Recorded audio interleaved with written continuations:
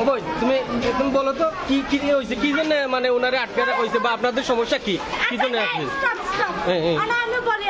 বলেন বলেন। না না, আপনারা যে আটকে রাখছেন না, ওনার কি অপরাধে আটকে রাখছেন?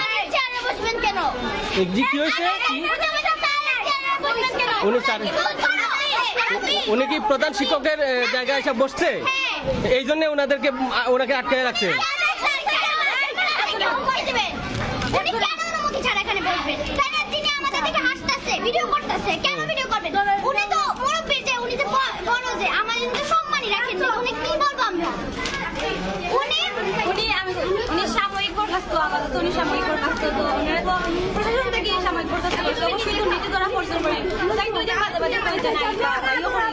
বিভিন্ন স্টুডেন্টের তাই হুমকি দিয়া গুন্ডা বান্ডা বাসাত পাঠান দিয়ে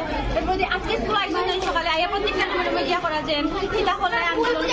বুঝাবুঝি হয়েছে এর মাঝে আমার কিছু করতে পারলাইনি, আমি তো ঘুমাইয়া বেতন পারাম আর এখন আমার পক্ষে যারা আন্দোলন আবার করবা এরা আমি টিসি দিলাইম আর তাই না হাসিনার কথা বারবার কইলা যায় আগে আওয়ামী লীগ আসছে, আওয়ামী লীগের হাটাইয়া অনেক স্টুডেন্টের লাইন অনেক কিছু করছে, তো তাই করা যায় হাসিনা যাওয়াই কিনা দেশ শান্তি হয়ে গেছিল সুন্দর কিছু দেওয়ার জেলা হাসিনা যাওয়া চলেন না, আমি গেছি কি হাসিনার ভিতরে বারবার হাসিনার কথা করা এখন তাই ভিতরে ঢুকে আমরা করতে পারবা করি দাও যে আমরা বা বারবার টিসির কথাই কইরা তাই হাসিনার কথা কই টিসির বিভিন্ন স্টুডেন্টের তাই হুমকি দিলাম মানে এটা দেখা গেছে। আচ্ছা,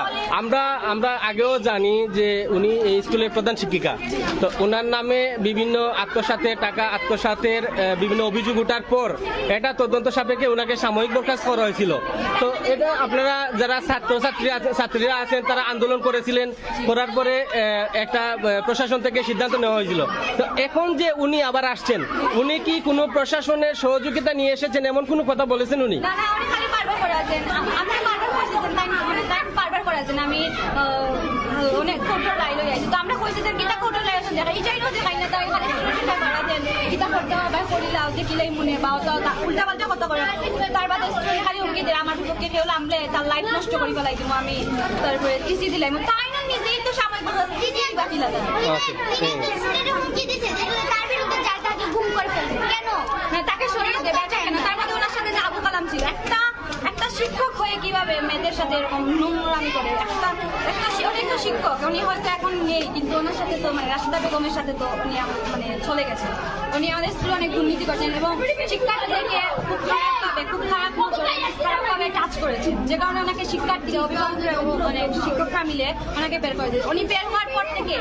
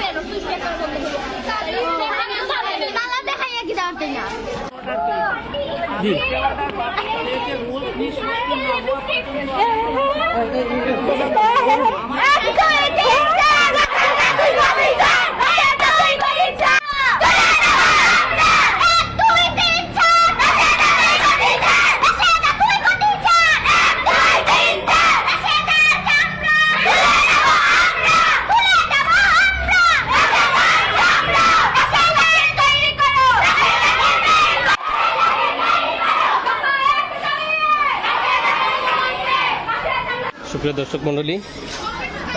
আপনারা দেখছেন আমরা আছি মৌলভীবাজার হাফিজা খাতুন বালিকা উচ্চ বিদ্যালয়ে। কিছুক্ষণ আগে এখানে এই স্কুলের সাবেক প্রধান শিক্ষিকা